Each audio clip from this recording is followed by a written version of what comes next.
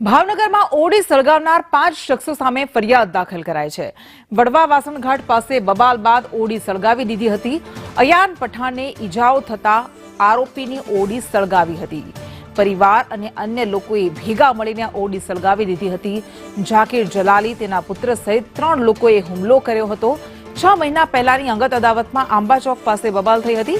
આ મામલે નીલમબાગ પોલીસે સમગ્ર મામલે વધુ તપાસ હાથ ધરી છે।